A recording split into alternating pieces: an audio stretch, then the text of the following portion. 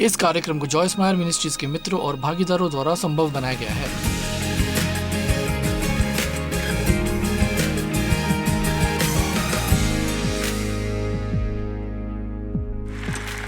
तो तर्क। आप में से कितनों के पास तर्क करने की प्रवृत्ति है कि आपने सही काम किया है? देखिए, हमें इस बारे में सावधान रहना होगा। ऐसे बहुत से क्षेत्र हैं जिनमें तर्क वितर्क किया जाता है, लेकिन तर्क से भ्रम पैदा होता है। जब आपकी कोई समस्या हो और आपको उत्तर चाहिए तो आपको वो उत्तर परमेश्वर से ही मिलना चाहिए। लेकिन अगर आपका मन उथल-पुथल और तर्क से भरा होगा तो आपको परमेश्वर की बातें सुनने में कठिनाई होगी। आपको अपने मन और आत्मा को शांत रखना होगा ताकि आप समझ सकें कि परमेश्वर आपसे क्या कह रहे हैं। परमेश्वर हमसे अलग-अलग तरीकों से बात करते हैं। वो फुसफुसाते हैं एकदम धीमी आवाज में। कई बार मैं इसे सिर्फ एक ज्ञान कहती हूँ। यह ऐसा है जैसे जब मैं अलमारी के सामने थी तो परमेश्वर ने ये नहीं कहा, रुथ एन को वो लाल ड्रेस दे दो। ये ऐसा था जैसे मैंने इसे देखा और मुझे पता था। हम जानते हैं ना, ये ऐसा है जैसे आपको पता है। आप जानते हैं कि परमेश्वर आपसे क्या कहना चाहते हैं। और मैं आपसे कहती हूँ, परेशानी कब होती है? जब परमेश्वर आपको कुछ अपनी पसंदीदा चीज देने को कहते हैं और आप वो नहीं देना चाहते। ये एक चुनौती है और फिर उन्हें इसे पहने हुए देखना होगा। मैं आज रात पेनी को बता रही थी, जब मैं बहुत एक युवा मसीह थी तो मैं इस तरह की बहुत सी चीज़ों से गुज़री हूँ और परमेश्वर मुझे उन बातों को सिखा रहे थे, जो मैं अब आपको सिखा रही हूँ। पर अब मेरे साथ ऐसा नहीं होता। कभी-कभी परमेश्वर मुझसे अपनी पसंदीदा चीज़ें ये या वो देने के लिए कहेंगे, लेकिन परमेश्वर हमें आज्ञाकारिता में प्रशिक्षित करने के लिए इसी तरह की चीज़ों का उपयोग करते हैं और कभी-कभी ये थोड़ा-सा होता है। मुझे देने के बारे में कुछ पता नहीं था, मुझे कुछ भी पता नहीं था कि ये कितना महत्वपूर्ण है। अब डेव और मैं हमेशा दशमांश देते हैं क्योंकि बड़े होते समय उन्हें यही सिखाया गया था और हम चर्च में दशमांश देते थे और इसलिए हम हमेशा दशमांश देते हैं और मुझे खुशी है कि हम ऐसा करते हैं, लेकिन हम इससे आगे नहीं बढ़ने वाले थे।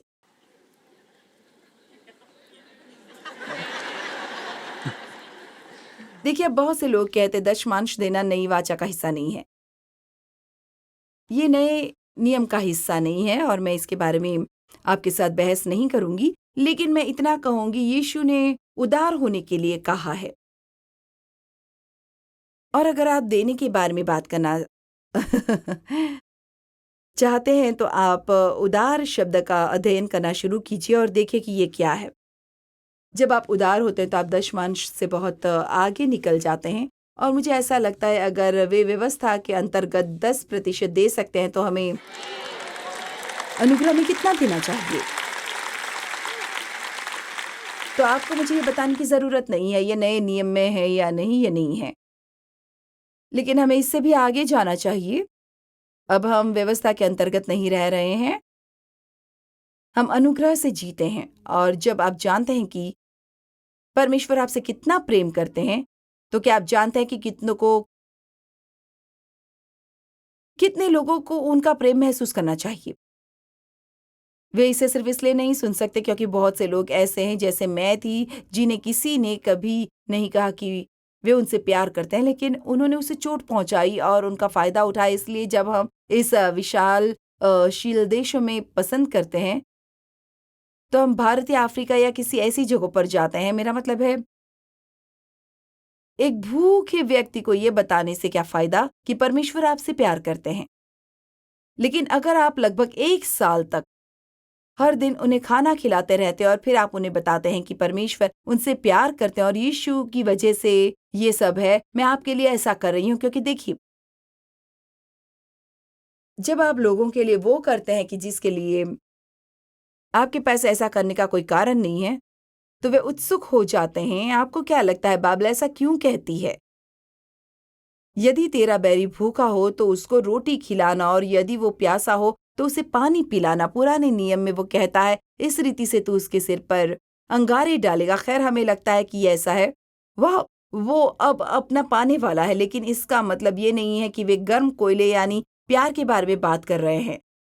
वो प्यार जो आप उन्हें दिखाते हैं, वे जानते हैं कि वे इसके लायक नहीं है, जो उनके दिल की कठोरता को तोड़ देता है।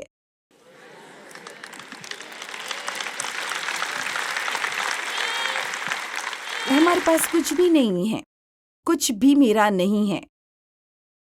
देखिए, मुझे ऐसा कहने की आदत है, मेरी सेवकाई, खैर ये मेरी सेवकाई नहीं है, ये परमेश्वर की सेवकाई है और वो मुझे इसमें एक हिस्सा बनने का अवसर दे रहे हैं। ये ऐसा है, हे मेरे परमेश्वर, आपने मुझे ऐसा करने के लिए क्यों बुलाया? मैं इस लायक नहीं हूँ। हम में से कोई भी ऐसी किसी भी चीज़ के योग्य नहीं है जो परमेश्वर हमारे लिए करते हैं।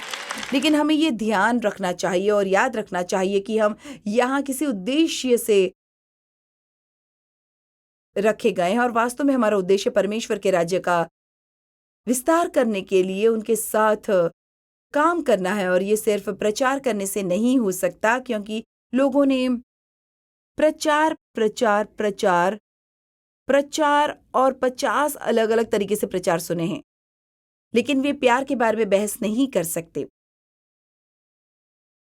जब आप लोगों से प्यार करने लगते हैं, मेरा मतलब है उनसे सच में प्यार करना, आप जानते हैं आपको प्यार की कुछ कीमत देनी पड़ती है। आपको कुछ समय, कुछ पैसे, कुछ घमंड खर्च करना पड़ता है। इसके लिए आपको कुछ खर्च करना पड़ेगा और इसलिए परमेश्वर उस लाल ड्रेस या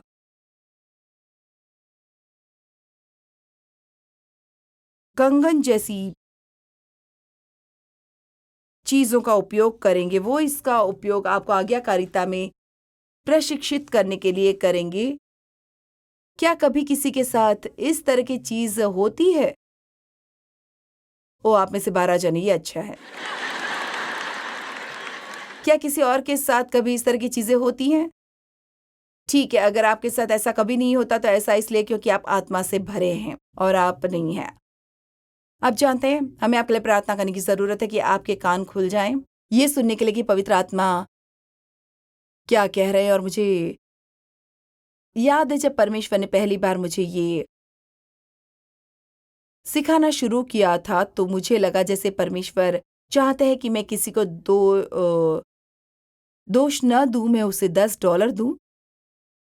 मैं उसे $10 नहीं देना चाहती थी। ओ, आज रात मैं आपको अच्छे से समझाने वाली हूँ। आप हो जाएंगे। अगले सप्ताह आप इंतजार करके देखिए, अगले सप्ताह आपके साथ क्या होता है। और इसीलिए परमेश्वर, अगर आप सच में चाहते हैं कि मैं ऐसा करूं, मेरा मतलब है अगर ये आप ही हैं, कम ऑन, हम $10 देने के लिए 4 पुष्टिकरण चाहते हैं। परमेश्वर, अगर आप सच में चाहते मैं ऐसा करूं तो मैं करूंगी। और फिर मुझे ये विचार आया, भले ही ये मैं नहीं हूं, अगर तुम किसी को $10 देकर आशीषित करोगी तो मैं तुम पर नाराज नहीं होऊंगा। देखिए, हमें उदार बनने के लिए परमेश्वर से एक वचन और भविष्यवाणी पाने की और किसी स्वर्गदूत के प्रकट होने की जरूरत नहीं है। ये सिर्फ एक जीवन शैली है। ये वही है जो आप करते हैं क्योंकि इससे आपको खुशी मिलती है और क्योंकि परमेश्वर उदार है। आमीन। इसलिए हमें ये सब तर्क देना और पुष्टियों को प्राप्त करना बंद करना होगा और बस यीशु की तरह जीने का फैसला करना होगा। समझ गए? आमीन। ठीक है, अब तक मैंने अपना संदेश शुरू नहीं किया है, लेकिन हम देखेंगे कि क्या होता है। हाँ, हाल ही में मैंने इसे किया है। नीति वचन 18:21, जीव के वश में मृत्यु और जीवन दोनों होते हैं और जो उसे काम में लाना जानता है वो उसका फल भोगेगा। क्या आपने ये मुहावरा सुना है? आप उन्हीं शब्दों को खाओगे। ठीक है, ये बाइबल के बाहर है। हम जो सोचते हैं और जो बोलते हैं वही हम खाते हैं। इसीलिए यदि हम नकारात्मक हैं और शिकायत करते हैं और गपशप करते हैं और आलोचना करते हैं और न्याय करते हैं और इस तरह की सभी चीजें करते हैं तो हम खुश नहीं रह पाएंगे। लेकिन मुझे पता है कि आप में से कोई भी ऐसा नहीं करता है। है ना, आप नहीं, मुझे आज रात यहाँ गलत लोग मिले हैं।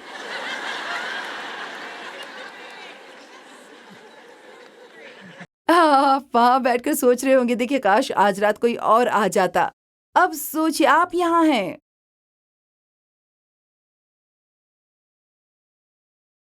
देखिए उधर, देखिए अनुमान लगाइए कि आप यहाँ हैं। अय्यूब 6:25 कहता है, सच्चाई के वचन में कितना प्रभाव होता है। ठीक है, अगर सही शब्द प्रभाव है तो गलत शब्द भी प्रभाव है। भजन संहिता 19:14, हे परमेश्वर, मैं जो हूँ और मैं जो सोचूं वो आपको प्रसन्न करने वाला अस्वीकार्य हो। देखिए परमेश्वर ने हमें एक योग्यता दी है। क्या आप जानते हैं कि आप जो कहते हैं उससे आप किसी का दिन बदल सकते हैं? मेरा मतलब है, मेरे साथ हर बार ऐसा होता है और मुझे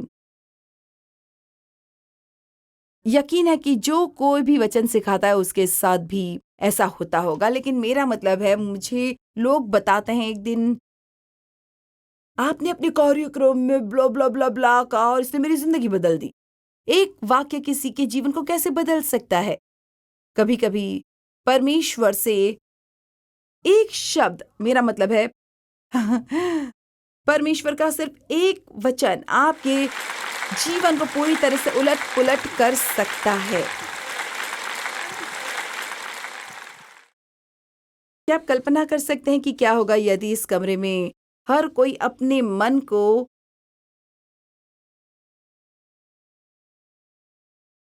और आपके मुंह को परमेश्वर की सेवा में लगाए? आज रात मैं एक घोषणा करती हूँ, आपके मुंह के उद्धार का समय आ गया है। परमेश्वर ने मुझे एक बार कहा था, इसलिए मैं आपसे कह रही हूँ। देखिए आप उद्धार पा सकते हैं और फिर भी आपके मुंह का या आपके मन का उद्धार नहीं हो पाएगा, और ये हमें महसूस करना होगा कि ये चीज़ें कितनी महत्वपूर्ण हैं। ये एक महत्वपूर्ण संदेश है जो आज रात आपके लिए मैं ला रही हूँ, और मुझे परवाह नहीं है कि आपके दिमाग और मुंह पर किसी को सिखाते हुए कितनी बार सुनाए, हमें इसकी बार-बार आवश्यकता होती है। मुझे इसकी आवश्यकता है। अगर आपको आज रात इसकी आवश्यकता नहीं है तो मैं स्वयं इसे सुनूँगी, क्योंकि मुझे इसकी आवश्यकता है। बस इसके लिए अध्ययन करना मुझे याद दिलाता है, हमें याद दिलाया जाता है। ये कितना आसान है। ओह! क्या आपने सुना? क्या?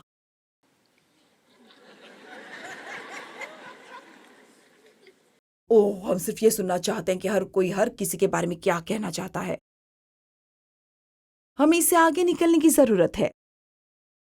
कुछ साल पहले किसी ने मुझे फ़ोन किया और मुझे किसी अन्य सेवका के बारे में ये कहानी सुनानी शुरू की जिसे मैं जानती थी, और मैंने कहा, मैं ऐसा नहीं मानती, मैं इसे नहीं मानती, मैं उसे जानती हूँ और मुझे विश्वास नहीं है। ओह! ओह! ठीक है, मुझे एक बहुत ही विश्वसनीय व्यक्ति ने बताया। मैंने कहा, मुझे परवाह नहीं है आपको किसने बताया। तो मैं उसे फ़ोन करूँगी और फ़ोन करके उससे पूछूँगी। तो मैंने तुरंत फ़ोन बंद किया और मैंने उसे फ़ोन लगाया और मैंने कहा, मैंने ऐसा-ऐसा सुना है, क्या आपने ऐसा किया है? निश्चित ही उसने ऐसा नहीं किया था। मैंने इसलिए दूसरे व्यक्ति को वापस फ़ोन किया और मैंने कहा, उसने मुझे बताया कि उसने ऐसा नहीं किया, और आपको जिसने भी बताया उसे कॉल करने की ज़रूरत है। देखिए, ये ऐसा ही होता है, फलाना ने मुझे बताया। और अचानक किसी की प्रतिष्ठा नष्ट हो जाती है। और ये सच भी नहीं होता। आप फ़ेसबुक पर जो कुछ भी देखते हैं उस पर विश्वास नहीं कर सकते।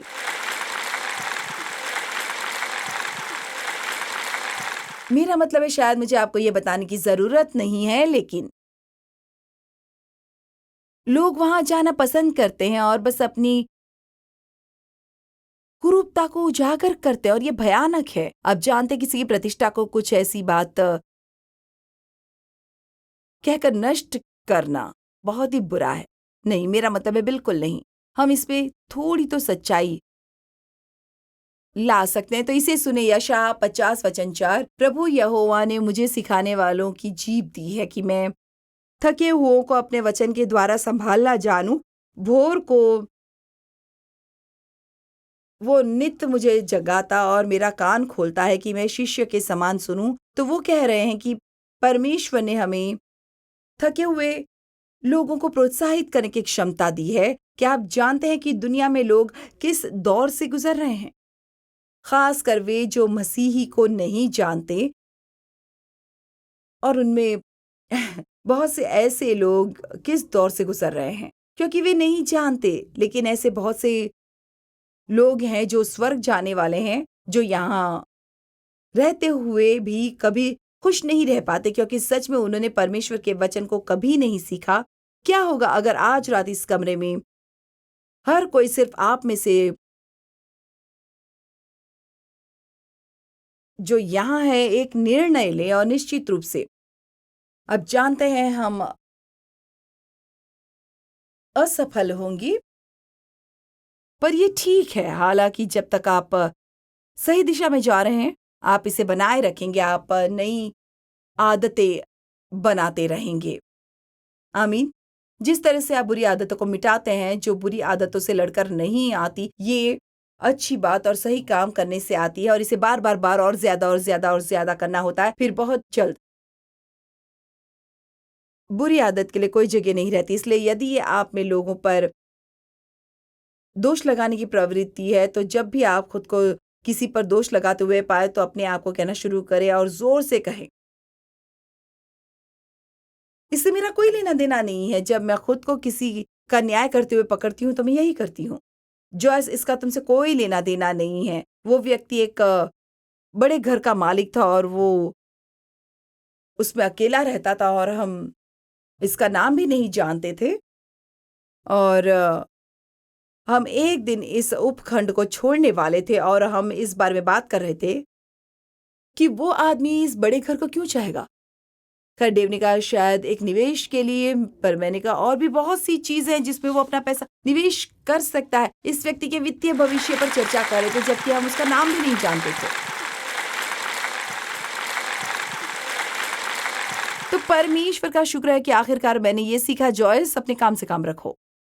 आपको पता है क्या आप ऐसा कह सकते हैं, कहिए इससे मेरा कोई लेना देना नहीं है, इससे मेरा कोई लेना देना नहीं। आप में से कितने लोग ऐसा करते हैं? आप जानते हैं कि अगर हम हर किसी के मामले से दूर रहेंगे तो हम कितना खुश रहेंगे। ऐसी बहुत सी बातें जो हम नहीं जानते, पर हमें लगता है कि हम जानते हैं, लेकिन आप देखते हैं कि यह हमारी समस्या का हिस्सा है, घमंड।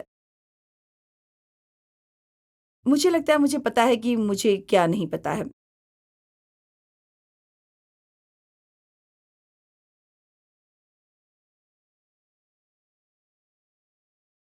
मुझे देखना होगा कि मैं कहाँ जाना चाहती हूँ। रोमियो 12:3, क्योंकि मैं उस अनुग्रह के कारण जो मुझको मिला है, तुम में से हर एक से कहता हूँ कि जैसा समझना चाहिए उससे बढ़कर कोई भी अपने आप को न समझे, पर जैसा परमेश्वर ने हर एक को विश्वास के परिमाण के अनुसार बांट दिया है, वैसा ही सुबुद्धि के साथ अपने को समझे। अब वास्तव में ये क्या कह रहा है? देखिए, सबसे पहले अगर हम अपने बारे में जितना सोचना चाहिए उससे अधिक सोचते हैं, तो ये हमेशा किसी और के बारे में कम सोचेंगे, हमेशा ऐसा ही होगा। अगर मुझे लगता है कि मैं वास्तव में महत्वपूर्ण हूं, तो किसी और को महत्वहीन होना पड़ेगा। इसलिए यह वचन जिस चीज तक पहुंचने की कोशिश करा, वो ये है कि आप जो भी कर सकते हो उसे आप सिर्फ इसलिए कर सकते हैं क्योंकि परमेश्वर ने आपको क्षमता दी है। नैतली उतना सुंदर नहीं गा पाती जितना वो गा सकती, मगर एक दिन वो उठी और कहा, मैं गाऊंगी।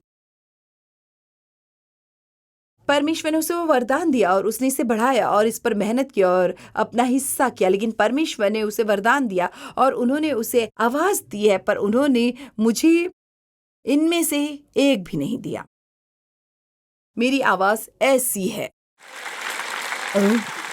और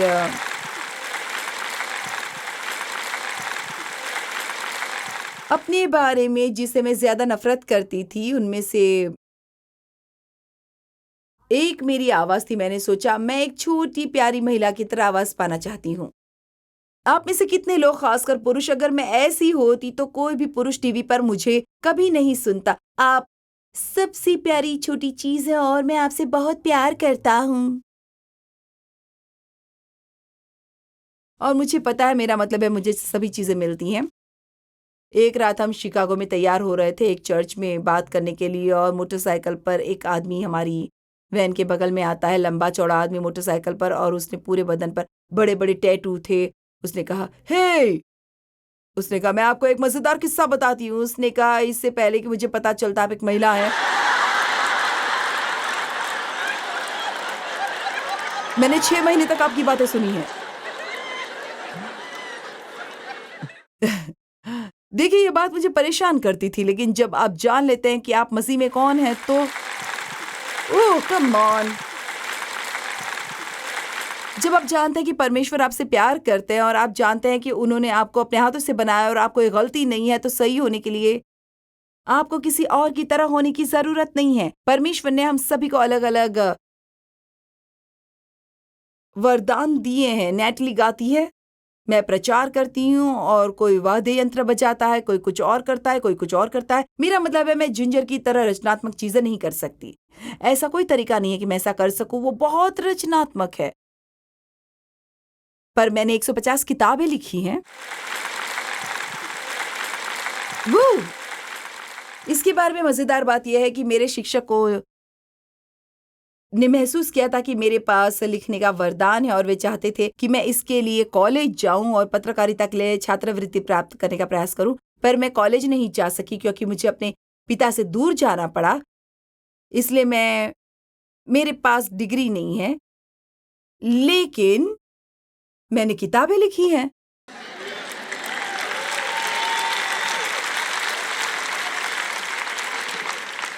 हमारे पास जो कुछ है वो परमेश्वर की ओर से एक वरदान है। इसलिए कभी भी किसी और को नीचा मत देखिए, क्योंकि वो नहीं कर सकते जो आप कर सकते हैं।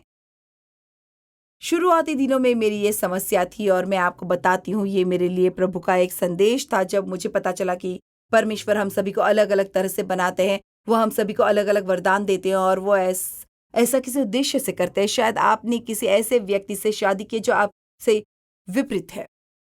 Come on! सबसे पहली चीज़ जो आप करते हैं, आप उन्हें बदलने की कोशिश करने लगते हैं। खैर, हमारे पास वहाँ जाने का समय नहीं है। लेकिन मैं डेव से कहूँगी, आप ऐसा कैसे कर सकते हो? मेरा मतलब आप इसे कैसे पसंद कर सकते हैं? मैं चाहती हूँ कि सब कुछ मेल खाए और डेव चाहते हैं कि सब कुछ अलग दिखे। आपको इसका ऑफिस देखना चाहिए। ये ऐसा है जैसे इस तरफ बर्फ की तस्वीर लगी है और उस तरफ धूप की और उसके पीछे पैर दीवार पर लटके मिलेंगे और आखिरकार मैंने उससे छुटकारा पा लिया। लेकिन मैं चाहती हूँ कि सब कुछ मेल खाए। देखिए, खैर मुझ में कुछ गलत नहीं है, उनमें भी कुछ गलत नहीं है। हम सिर्फ अलग-अलग हैं और हम एक-दूसरे के मतभेदों को स्वीकार कर सकते हैं, तो उनकी सराहना भी कर सकते। तो आपको पता है, मैं चाहती थी मैंने सोचा ओह कितना अच्छा होगा अगर मैं प्रचार कर सकूँ और गा भी सकूँ। और मैंने कहा मुझे ये भी करना है, वो भी करना है, ये नहीं हो रहा, वो नहीं हो रहा। और पता है परमेश्वर ने क्या कहा? उन्होंने कहा, देखो, वो वरदान जो नैतली को मिला है, ये उसके लिए नहीं है, ये हमारे लिए है। परमेश्वर आपके लिए दूसरों को वरदान देते ताकि आप उनके वरदानों का आनंद ले सकें।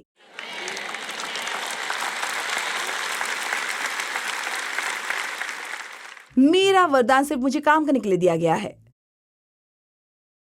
वो जो कर रही है उसे करने के लिए उसने मेहनत की होगी। उसे उस आवाज को अच्छी तरह से रखना होगा। अभ्यास, अभ्यास, अभ्यास, अभ्यास। हर समय गाना गाते रहना, नोट, स्केल और सुरों का ध्यान रखना। कोई आता है और आपको अपना वरदान बताता है, पर आप काश मैं ऐसा कर पाता, काश मेरे पास जॉयस जैसी सेवकाई होती। नहीं, आप नहीं। हम बहुत सी चीजें चाहते हैं, परंतु हम वो करने के लिए तैयार नहीं है जो हमें इसे प्राप्त करने के लिए करना होगा। सावधान रहें। आह, जब आपको लगता है कि आप खड़े हैं, तो ऐसा ना हो कि आप गिर जाएं। बाइबल कहती है अपने आप को जैसा समझना चाहिए उससे बढ़कर मत समझो।